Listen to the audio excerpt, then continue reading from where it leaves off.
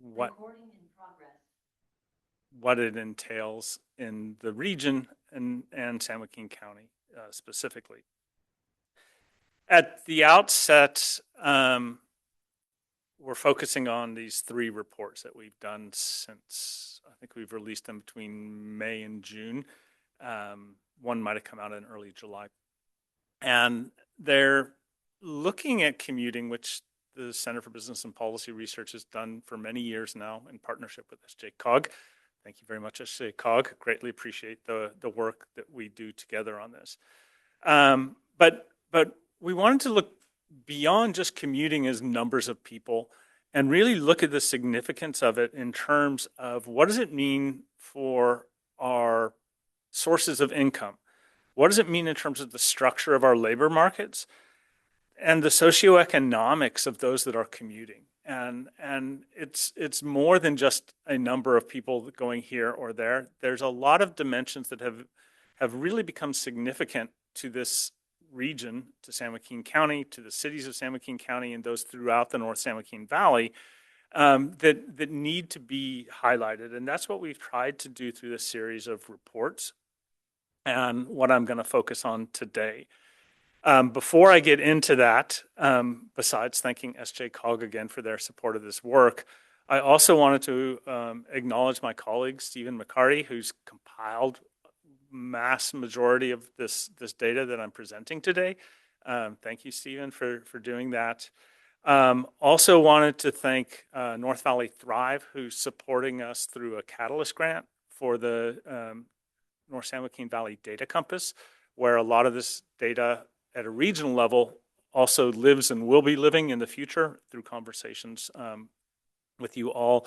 And also SJ LAFCO, who supports some of the indicator work that we do, looking at some of the more micro level community details. With that, I'm going to head into, now it's frozen.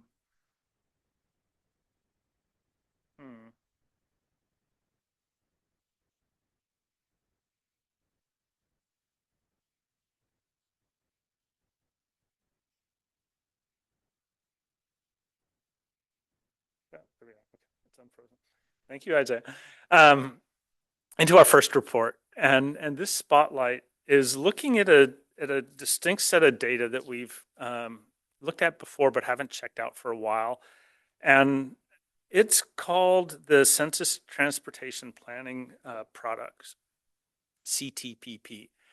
It takes a while for this data to come out, and that's because it's very micro level data, and they have to worry about confidentiality and levels of details and aggregation, and it's drawing on the census's American Community Survey, which is a sample of households across the states. And so it takes them a while, but back in 2025, they released a new product which covered 2017 to 2021. So again, unfortunately, we get stuck right in the middle of COVID, but a lot of the details that it covers in terms of the structure of jobs and industries that the commuters are going to don't change too dramatically, and we can back out some of the other details. So this report looked at that data and was able to really show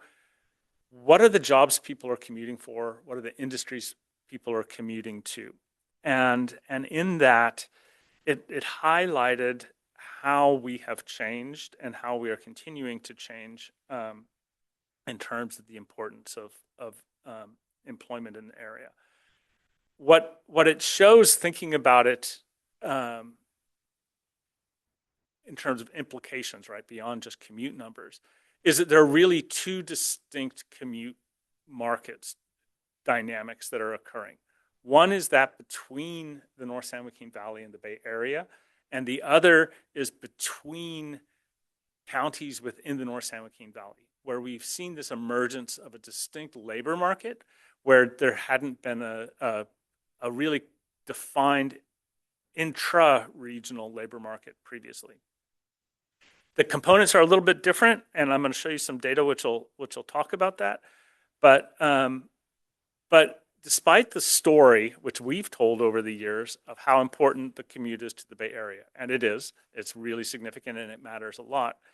What we saw as we were looking at this data and thinking about regionalism and the importance of the North San Joaquin Valley region is that there's a shared commuting story amongst all the counties. And that story is that we've actually gone from a relatively small percentage of our economies where our residents are commuting to a large one. And this table here shows you a bunch of things, but the table on the right shows you how in 1990, the three counties each had about 17%.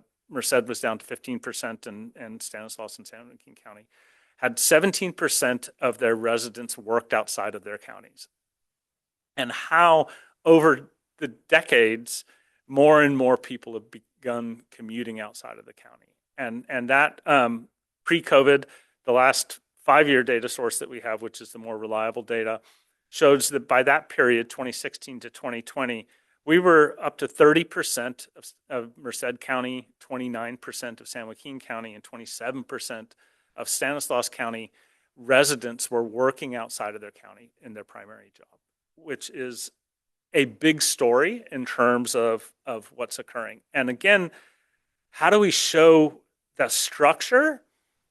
This is a new figure that we use to show that distinctive nature of the Bay Area labor market commuters and the North San Joaquin Valley labor market commuters. On the left are the counties of residence, the three counties, San Joaquin, Stanislaus, and Merced. And on the right are the functional labor markets that they're headed to. In between, we have some county level detail for the larger counties. And this shows where the origins and destinations are going across. And what I want to impress upon with using this diagram is the relatively large size of both the Bay Area labor market, but also the intra-North San Joaquin Valley labor market. So that's the commuters from San Joaquin County going to Stanislaus and Merced, Stanislaus going to San Joaquin and Merced going to Stanislaus and San Joaquin. When we look back in terms of the story before COVID, it's still significant. And actually, when we look at these numbers, we see that Bay Area commute has declined slightly since the pandemic. And that's an interesting part of the story. At the same time, the North San Joaquin Valley intra-regional commute has grown. From 2019 to 2024, the intra-regional commute grew from 64,000 thereabouts to 71,000, a 10.5% increase over the period. It's grown because of that stagnation and slight shrinking of the Bay Area from 65 to 79% of the commuters that are going to the Bay Area. When we look at those commuters going to the Bay Area, it's declined from what was estimated at about 98,000 in 2019 to about 90,000 in 2024. That's an 8% decrease. Interesting in this, there's a story of sort of the interconnectedness of counties from Merced to Stanislaus to San Joaquin, and San Joaquin to Alameda County. And in that, despite the overall decline in the Bay Area commute, Alameda actually increased 2.6%, the San Joaquin inflows. So what does this mean? Okay, now this is frozen again on me, Isaiah.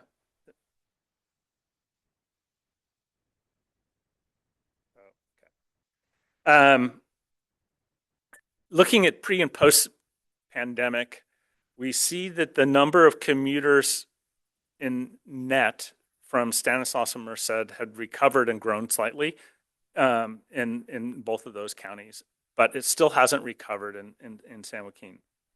And we have some trends that we can look at in terms of what does that mean. But to dig into it, we have the next regional analyst, which looks at the very specifics of the interregional commuting in San Joaquin County. And this shows, again, the pre and post COVID impacts, the significance of the income that has occurred from those commuters, as well as the impact of remote and hybrid workers on our commuting economy. This is a figure that we've updated in various forms over the years, and it shows, again, obviously the very big significance that the Bay Area commute has to San Joaquin County. But what's important here, particularly in the context of that previous graphs I show you, the 33,000 people that are now coming in from other parts of the San Joaquin County to other parts of the North San Joaquin Valley to San Joaquin County. And what that shows us is that, we have in 2024, 88,000 people in San Joaquin County that are working outside of the county. But at the same time, we have about 50,000, almost 51,000 people from other counties that work in San Joaquin. That interconnectivity is really important in terms of what is becoming of our economy and how we are connecting to each other. When we look at the dynamics of the Bay Area labor market commute, we see that we reached the peak in terms of what we can tell from this data. And again, sometimes it gets a little bit lumpy because of the sampling sizes and data points like 2020 when the ACS survey was not released because of statistical significance and had to look at multi-year trends instead. But this shows us in terms of those county of residents that San Joaquin County to the Bay Area has continued to grow, but it declined during COVID and it still hasn't caught back up. In contrast, we see a much smaller level from both of the other counties. But if you can look, and it's a little bit hard to tell because of the scale, Merced County, through its southwestern portion of the county, has grown relatively significant from a small scale over time. So how does this decline get described by the continued significance of it? And as I'm going to show you in a minute, the continued significance of the income that's coming from the Bay Area. And that's the story of remote work that has happened in our region, and how remote work and hybrid work has transformed some of the commute dynamics that we're seeing in the area. And this compares rates of work from home across the San Joaquin County, the US, and California. And what it shows is that San Joaquin County didn't have the massive boost from remote work, despite all the commuters that we had, because their jobs weren't jobs that could be remotely done. They had to be in person. But as you see here, both California and the US had a lot higher increase in remote work during the pandemic. But those levels have come down significantly, but they've stayed pretty constant here in San Joaquin County, just above 10%. And that has translated into, again, a continued growth in terms of the incomes that are coming into our region as a result of remote work. And that we can show, if I can get the thing to go again. There we go. That we can show in what's a statistic that the Bureau of Economic Analysis releases in terms of inflows and outflows of income from a county. And this is how we differentiate work by place in terms of the employers in the county and what they're paying, and work by residents in terms of the residents of the county and the income that they receive. And when we look at this over time, the difference between these inflows, again, these are San Joaquin County residents' earnings from outside the county, which is the blue bar, and outflows, which are non-San Joaquin County residents that work in the county, which is the orange bar. We see that the growth, and this has been adjusted for inflation, so it's real dollars, 2024 dollars. We see that the difference has continued to grow over time, with that blue bar getting bigger and bigger. In 2019, the difference between those inflows and outflows, what we call the workplace adjustment, was $5.4 billion. By 2024, that had increased to $7.5 billion. And that's an increasing important contribution to our county's economy and the regional economy, because this has happened in other parts of the region as well. In the 1990s, those net inflows, those net workplace adjustments grew by 118%. During the 2000s, when we had the housing crisis, it slowed to only a 14% increase in real terms. And back in the 2010s, it increased to 130% increase from 2010 to 2019. When we look at the pre and post COVID event, we see that the 5 years before the pandemic, the increase had risen by 88%. And afterwards, it's increased by 22%. So it's slowed down slightly. And we've seen that because we've seen the decrease in commuters. But that remote work, as we've looked at remote work statistics, we see that that's brought in this increased income. And when we look at this over time, looking at it over the past century plus, it really shows us how our three counties have become part of a regional system. And there's a little bit of nuance to Stanislaus, because while they've been growing, they've had people going to San Joaquin County at the same time. They've had more and more people coming in from Merced County. So that sort of kept their net number relatively flat, even though the total numbers of both have been growing. And we can talk about that a little bit more at the end if there's questions around that. But we've looked at this in terms of that workplace adjustment as a share of total net resident earnings.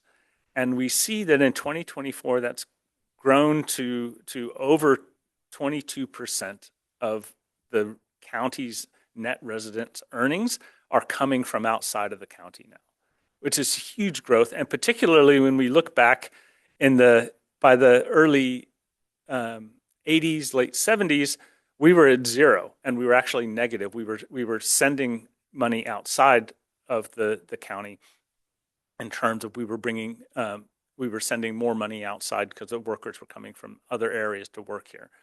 And this has really transformed our economy and is part of the structural transformation of our region.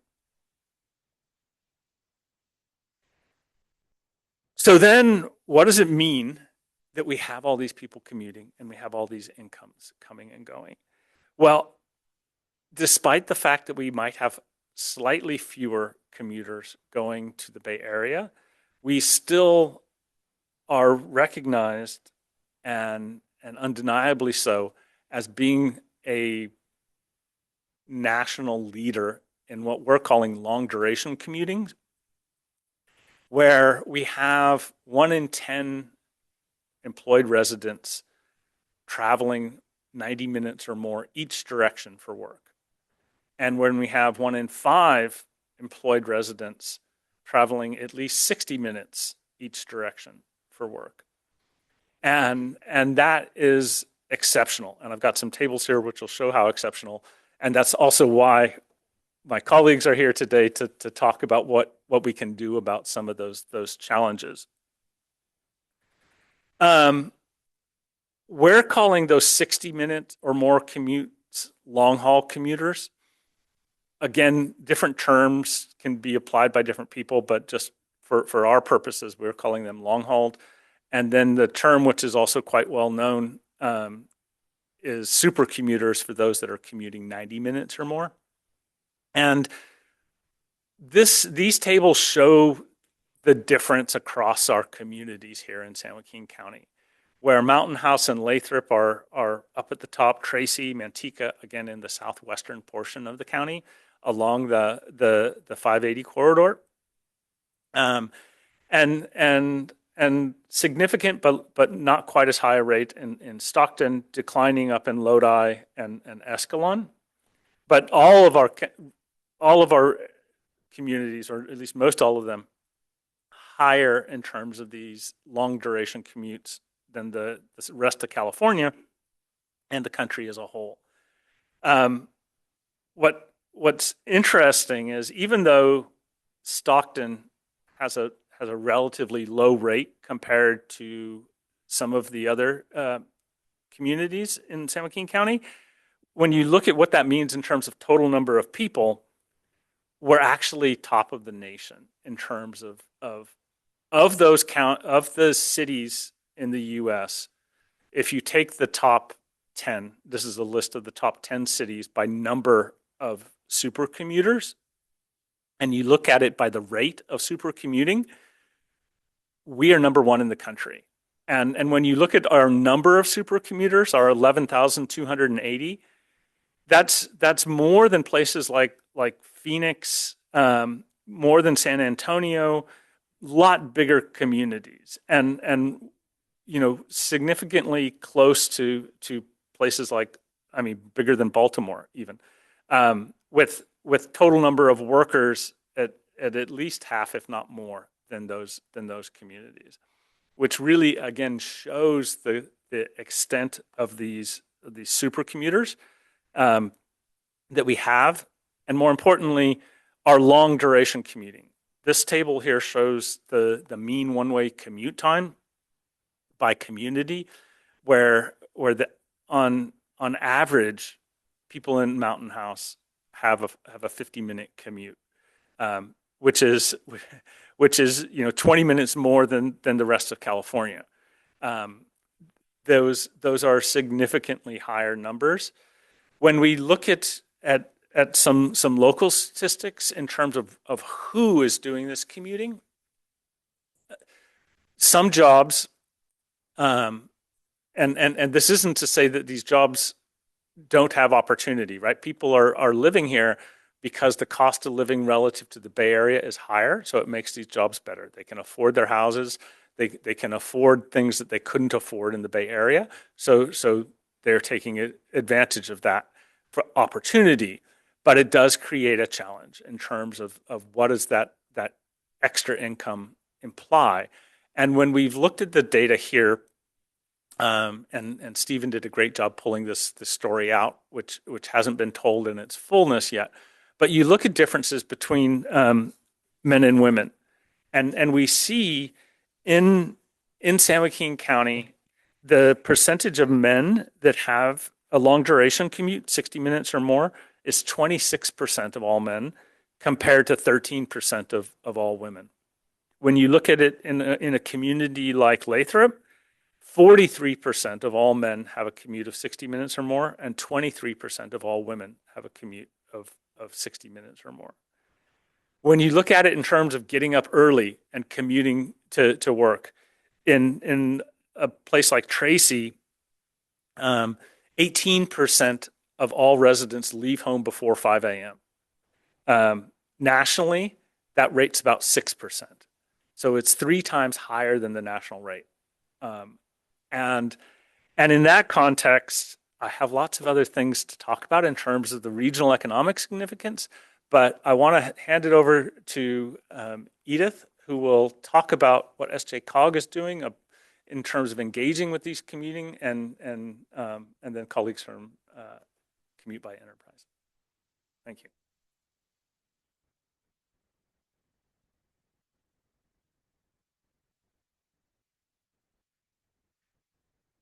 Thank you, Dr. Pogue, and welcome everybody. Good afternoon. My name is Edith Verdin. I'm a planner here with COG, and we all hear about these commuting challenges and the congestion that we all see. So I wanted to share a little about what SJCOG is doing to help with that and help alleviate some of those challenges through our DIPS program. So if you're not familiar, the San Joaquin Council of Governments, or SJCOG, is the regional transportation planning agency for the San Joaquin region. And through many of its roles, we administer the Transportation Demand Management Program, or TDM. And really what TDM is the use of programs and incentives to encourage or to reduce driving alone by using what we call smart travel options. And that means just using multimodal transportation to get to your destination. We do that through our program called DIBS. And here at DIBS, we understand that not all the commutes look the same. Everybody travels to different places. We all have different needs. So we support all modes of transportation, whether that's a van pool, a carpool, transit, walking, biking. And we also work with employers to make sure that we get these services out in the community and we can help travelers get around. We offer these services and support all the multimodal transportations through several ways. One of these is our smartphone application, which is called NorCal Go. And through NorCal Go, which works similar to your other travel applications, you complete your profile, you include your origin and destination, and it provides you with different ways of getting around. The example on the screen is just my home to work. So I input my destination and it provides me with different ways to get around. The difference between this app and other smart travel or transit apps is that this one also shows you carpools and van pools. So the example on the screen, I can't click on it because it's not live, but if I were to click on the car, it does provide me with the carpoolers that have similar routes. So I would click on it, and if it'll give a little bit more details on the routes, and it lets me connect with them right in the app so we can coordinate those trips. If I want to focus on a van pool, then I just click on the van pool, and it does show me here possible routes that I could join. And what this does is it connects me with our partners at Commute with Enterprise, which we'll hear from a little later, so that I could join the van pool or start a new van pool myself. Of course, we have our traditional transit, walk, and bike routes. Additionally, I do want to highlight that through the DIPS program, there is a free bus transfer program. So if you purchase a day pass at one of our local transit agencies, you do receive an additional transfer pass. So for example, the transit agencies at Escalon, Lathrop, Lodi, Manteca, Ripon, and Tracy, if you purchase their day pass, you'll get a transfer pass to RTD. And similarly, if you purchase a day pass to RTD, you can receive a day pass to any of the transit agencies. And all to encourage transit, that multimodal transportation, and seamless travel throughout the region. I mentioned employer resources, so we do work with employers to bring all of this information and resources to the employers to help with retention, reduce parking, and ensuring that the region can get around in a seamless way. Now, I want to take a step back and spend a little more time on the van pool program. This has been one of the most successful programs for the agency. As we just heard from Dr. Pogue, we have commuters coming in and out of the region from all places. So van pool is when a group of people get together and lease a van. This will help with the commuting time, cutting your driving cost, and really just makes the trip more manageable, especially when we're dealing with those 30 to 60-minute commuters and more. So through the DIPS program, we work with van pool commuters and van pool providers. We have Commute with Enterprise and CalVans here to help set up those van pools. And those van pools range anywhere from 7 to 15 people. And if that origin or destination starts or ends in either San Joaquin or Merced County, then those van pools qualify for a subsidy through the DIPS program. For San Joaquin, that subsidy is currently $600, and for Merced, it is currently $500. So the van pool program pays a month fee for those van lease. But you'll hear from Enterprise in a little bit to go into more details. One of the questions we see, and then similar to one of the slides that was provided by Dr. Pogue, is what if people aren't traveling where I'm traveling? What if I'm the only one going this far? How do I know? Well, in a recent study in 2025, we looked at commuters and where they come from and where they are going to. from both San Joaquin and Merced region. The maps on my left do show commuters coming into San Joaquin. And as Dr. Pogue mentioned, we're coming from everywhere. They're coming from as, high north as Butte and Lake County. We have some from Nevada and as far down as Tulare. So you can imagine that is, far more than that 60-minute commute that we talked about. Commuters going out from the county, going again as up to Nevada and as far south as Fresno. We also looked at Merced as the DIBS program administers for both San Joaquin and Merced region. And similar patterns. We have people traveling to Merced from all over the region, and then traveling outside of Merced, again, as far south as Tulare, all the way to Napa. So long commutes, again, back to those 60 and 90-minute travels that we just heard about. So I bring it back to our VAMPL program. This is here not just to help with that congestion, but also some of the issues that we're dealing with just being part of the Central Valley, to improve our air quality, improve the lives of our residents, to help people get around without having to sit in traffic for those 90 minutes, hour and a half. And I can go on about VAMPools for forever, but I will turn it over to our partners at Commute, so they could go down with a little more information. If there's any questions, feel free to reach out, or you're welcome to leave questions in the chat for later.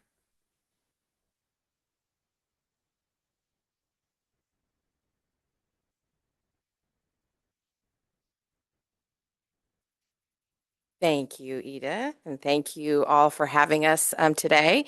My name is Connie McGee. I am the group commute manager for the San Francisco Bay Area Commute with Enterprise. Been with the company for 30 years and been doing this with VAMPool and partnering with SJCOG for 28 of those years. So it's been a long time and great partnership. I'll let Miriam. Hi, everybody. I'm Miriam Amiri. I manage the operations for Commute with Enterprise in Northern California and Central California, and been working with many of our public partners to promote alternate modes of transportation. I could change that slide there. Miriam and I are going to go back and forth a little bit in our presentation. So as we heard, there's many workers that are making difficult choices between where they can afford to live and where they need to work. These longer commutes create challenges for employees, employers, and transportation systems and the environment. We want to share how Commute with Enterprise helps address these challenges by providing a reliable van pool solution supporting employee retention, recruitment, leveraging partnerships, and helping to reduce transportation costs for commuters. So to give you a little bit about Enterprise, so across the country, Enterprise is a national program, over 10,000 van pools nationwide, 60,000 participants, saving over $1 billion in commuter miles, reducing tailpipe emissions by over 900 million, huge savings with, over 700 million in savings for commuters annually. But to bring it to home, understanding where what we're doing here, there's between my market and Miriam's market, we've got about 1,500 van pools. Specifically in the DIBS program, we've got just about 320 van pools. Those 320 van pools are actually reducing or have about 9,000 participants between them. And the San Joaquin Council of Governments, so there's a savings they're eliminating 27 million miles, which is a really huge savings, reducing 20 million in CO2 emission tailpipe emissions. And for savings for the fuel, or for overall savings, I have fuel savings, which is pretty impactful, of over $4 million in fuel savings for van poolers across the program. And really, all of this could not be done without the partnerships that we have with our transit agency, specifically with SJCOG, and we're really grateful for that program. So we wanted to kind of go over with you in terms of how does the van pool work. Van pools are like car pools, only larger. We work with companies to help their employees connect, identifying those people that live near each other, showing them how the van pool program, again, works, and provide vehicles to the company or to the group so they can commute together. The group keeps the vehicle with them. Typically, they park it at a park and ride location or a nearest location that is convenient for the group. They take turns driving to and from work. They split the cost and enjoy the benefits.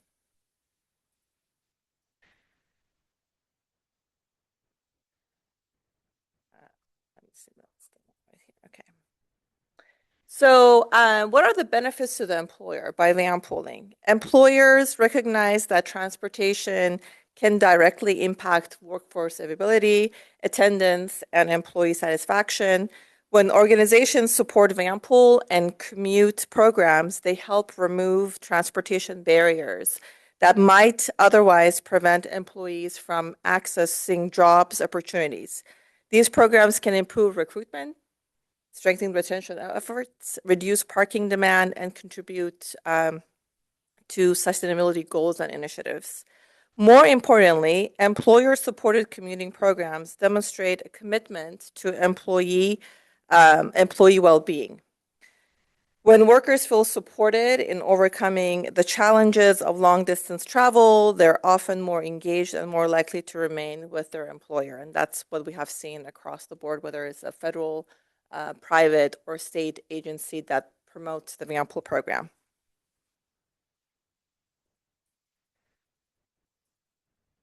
This one is it? There it is. On the next slide, you will see we kind of broke it down in terms of where most of these commuters commute to. So our regional experience highlights the importance of these solutions. Through the DIPS program, there are approximately 317 active van pools serving commuters from San Joaquin and Merced counties, including about 135 traveling to Bay Area destinations and 160 operating within San Joaquin County. Collectively, these van pools support roughly 1,500 participants commuting each day. The average van pool travels approximately about 2,600 miles each month, with some even exceeding 4,500 monthly. These numbers demonstrate just how significant long-distance commuting has become and how essential van pool program are for supporting workforce mobility.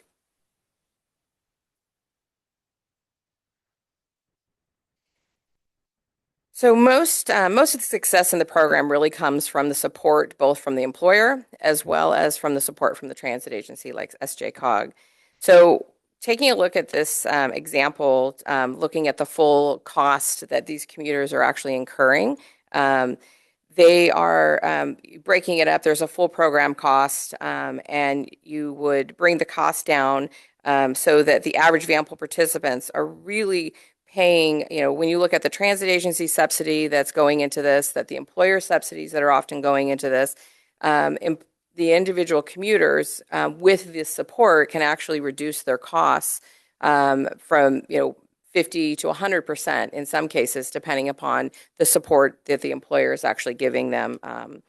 And compared to driving alone, which is a significance if you look at what the individual person is paying. So that's not including the reduction that these van poolers have in the stress for their commute or the time that they can spend doing other things other than driving. Somebody does have to drive the van pool, though, by the way, at least at this point.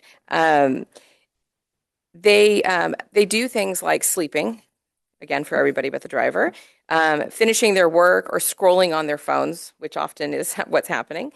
And thanks to our partnership with DIBS, we've been able to support these employers and deliver cost-effective transportation solutions that are strengthening communities, creating broader economic and environmental benefits.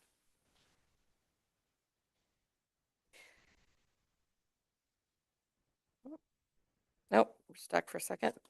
We'll wait for it to catch up. So as we continue discussing the growing population of our supercommuters, it's important to remember that transportation challenges cannot be solved by one organization alone. Yeah, that's just a thank you. So Commute with Enterprise is proud to be a part of a larger network of employers, transportation agencies, and community partners working together to provide practical commuting solutions. We invest in Vanpool programs, strengthening partnerships, and helping employees reduce their costs and improve their quality of life while maintaining access to employment opportunities and helping the employers to build and retain a strong workforce. We want to thank you and appreciate your time. And we'll be available for questions.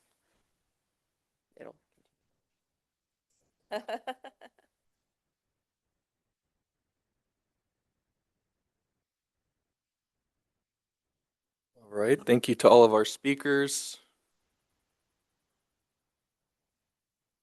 I know we have at least one question in the Zoom that I'll read right now. Feel free to leave any other questions in the chat or anybody in the audience. We can take questions as well.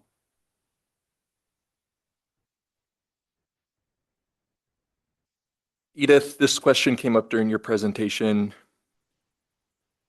It was on the subsidies. Erica from Stanislaus County asked, why is Stanislaus not included for the subsidy?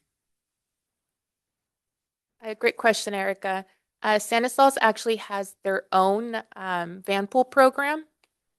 They do also work with Enterprise, so their subsidy comes directly from Stanislaus.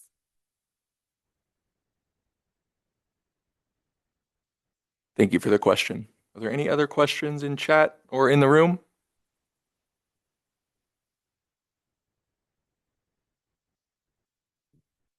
Can we take this down?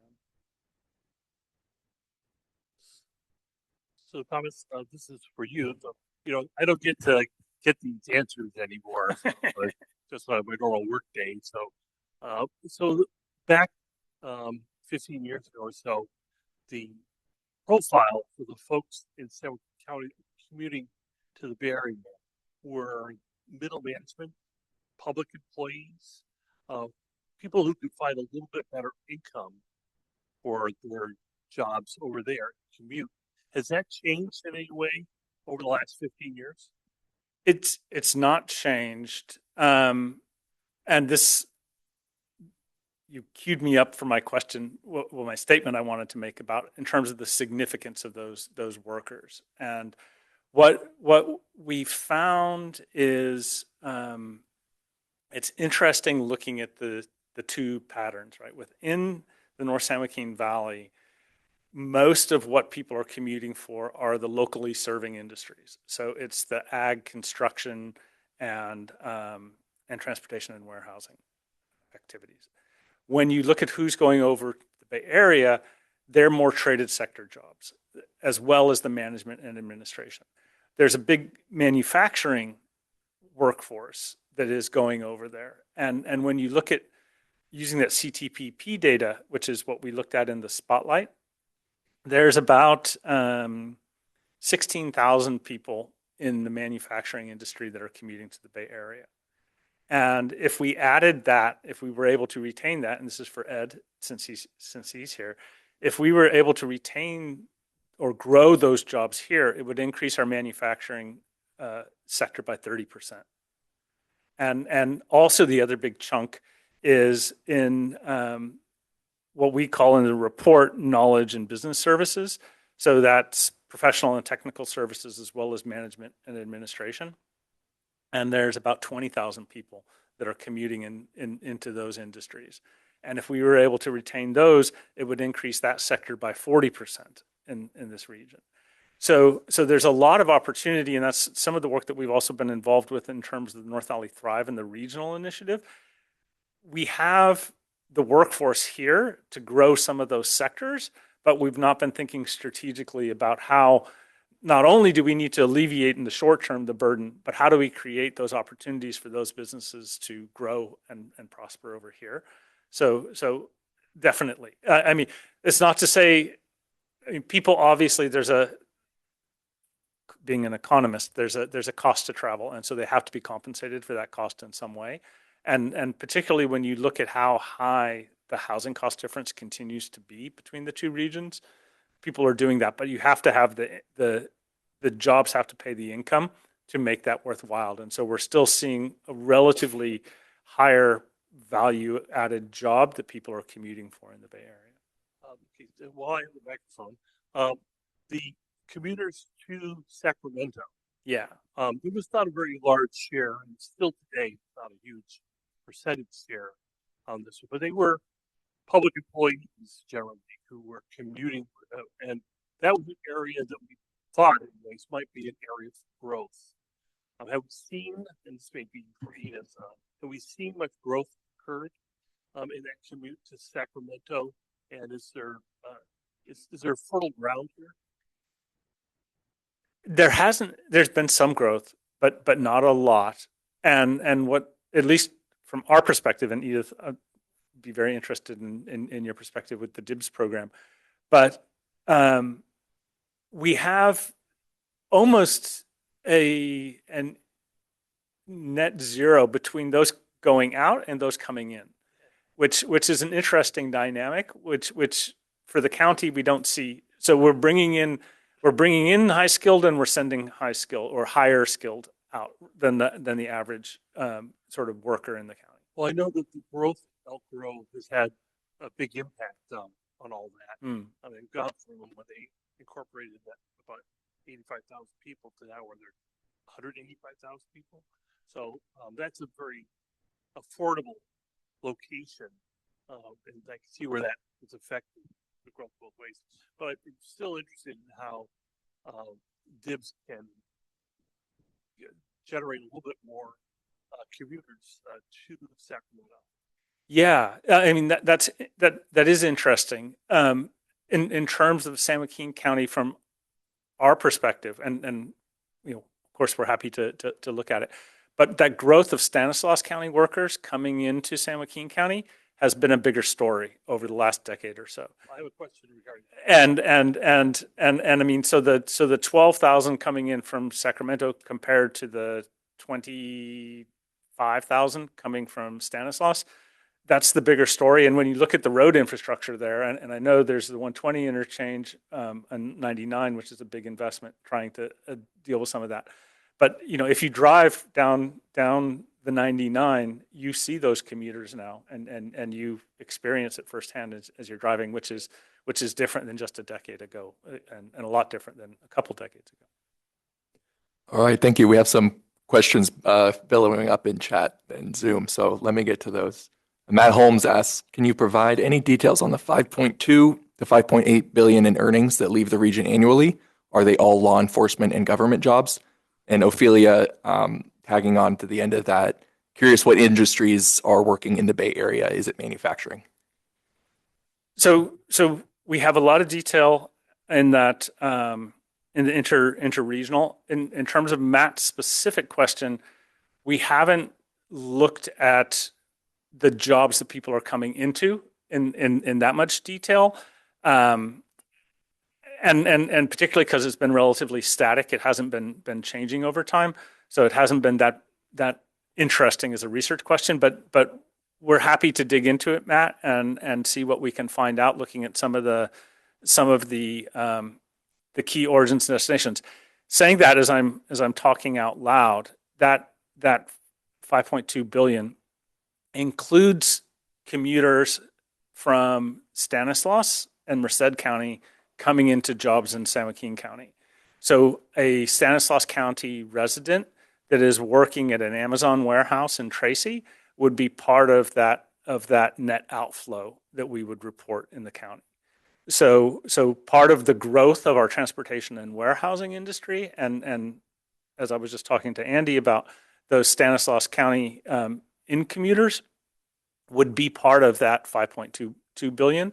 So I don't know that that the first responders and protection services would be that significant as we look at like the total number of jobs that are taken by commuters. But we can dig into that and find some more details. And I don't know about the Sacramento or other dynamics, Edith, that you might want to mention or partners. Regarding as far as the van pool program, we haven't seen that much growth going directly to Sacramento. I know as the state workers return to office, we're seeing a little increase in that, but most have been to the Bay Area and such. And if there's anything to add, I'll turn it over.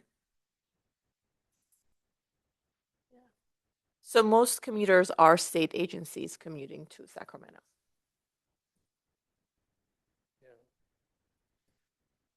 Great, thank you.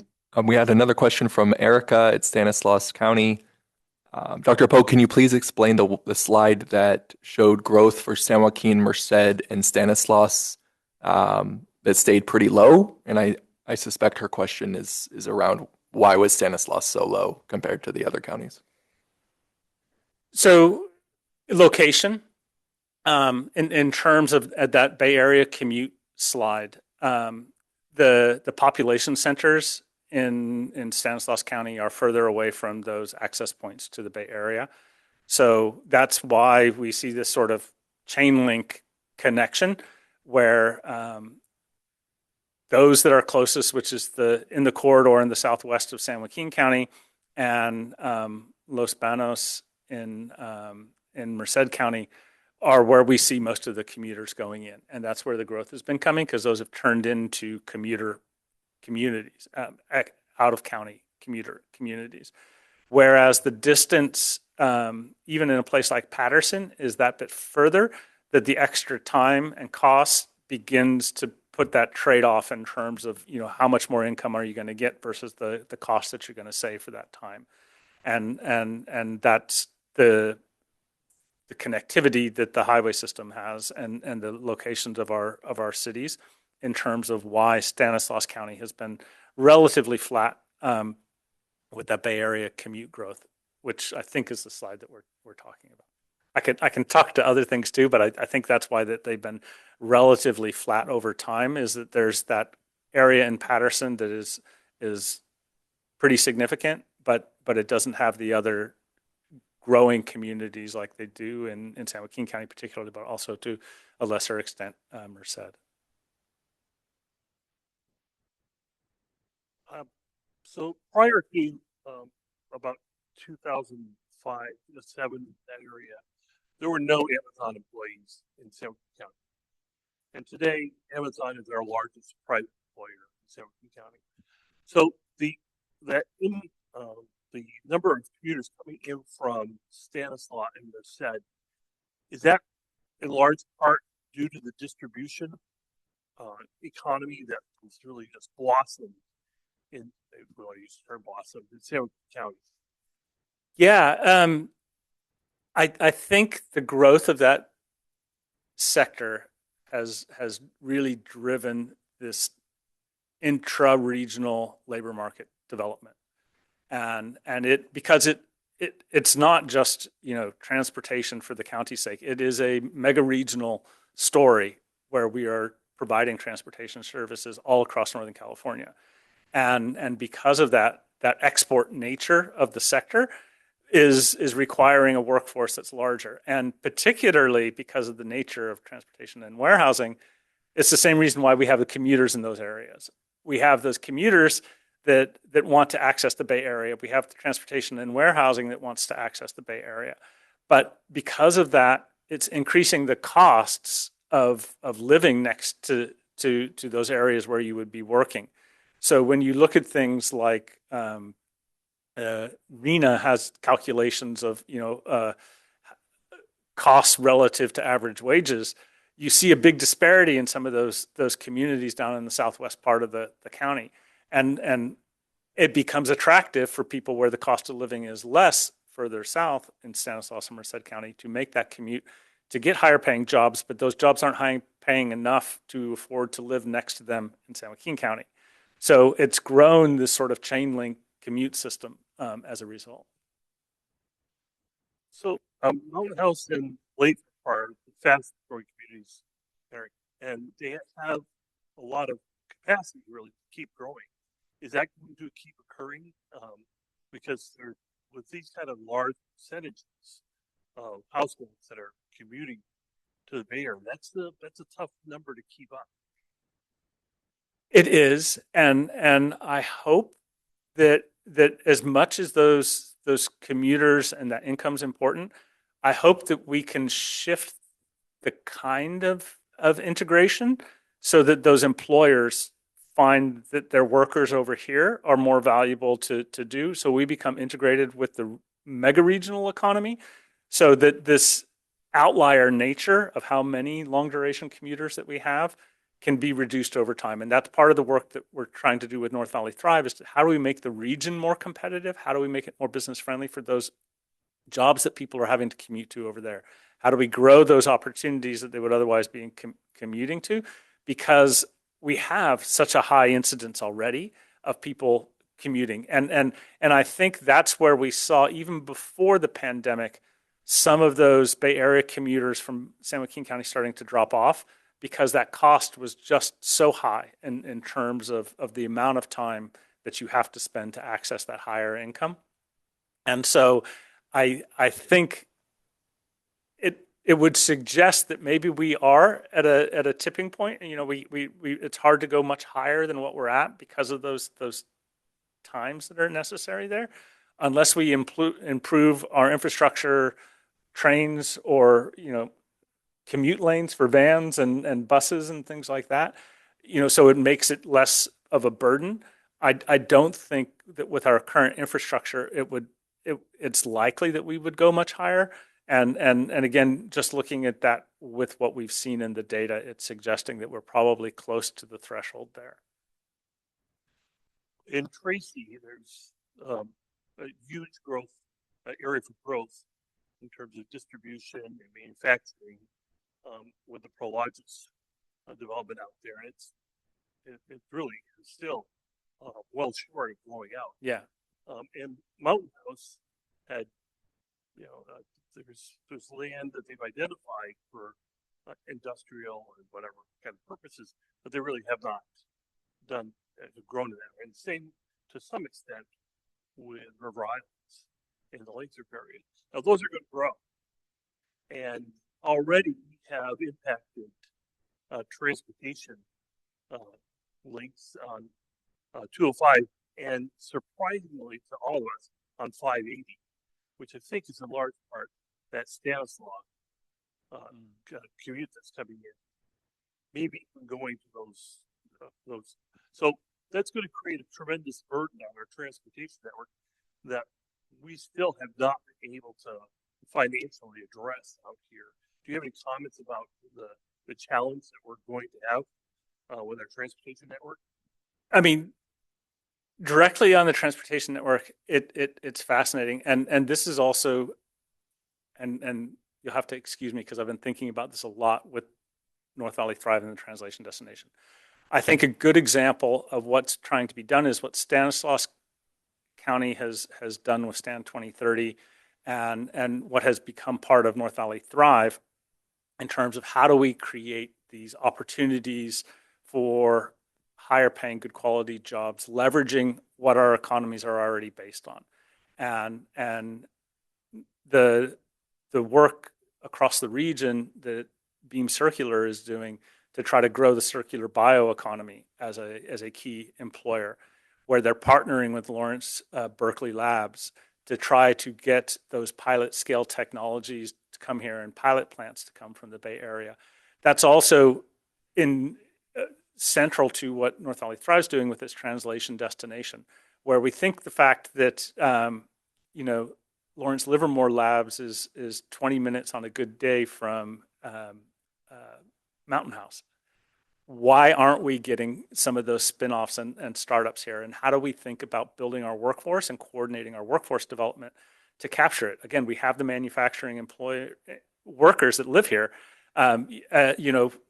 I'm still fascinated by the fact that Tesla's running buses from the Modesto Airport to their manufacturing facility in the Bay Area. So I think longer term, we can find some solutions with Valley Link perhaps, or other infrastructure investments, but longer term, we have to think strategically as a region about how we can create those opportunities here, because we have it here, and we don't need to just be a suburb for those good jobs in the Bay Area. We have the ingredients, we have the quality of life, we have a lot of benefits that just need to be leveraged and coordinated in our region to make it happen. And the last thing, I apologize to everybody for dominating the microphone. And I want to say, tip my hat to the DIPS program in Enterprise, because, back prior to the subsidy program, we had 45, and that was a large number actually compared to lots of other places. And once we subsidized, mainly to address air quality problems, but once we put the subsidy in, it just ballooned. And the number was actually higher when we had Stanislaw numbers under us, but 317 is still a fantastic number to have. And I think it was the largest vehicle program in California last I remember. I think it probably still is. Anybody else? Not exactly the largest, but pretty close. It actually is in not well in Northern California. I can specifically say that it's, I think, the second largest. We were at roughly 500. We were beating the LA region. So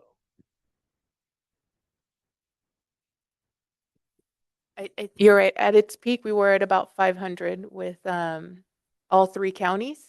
Yeah, so we're trying to maintain those numbers and help with some of these challenges. oh, you're doing pretty well. Is there anything else online, or? I don't have anything else right now.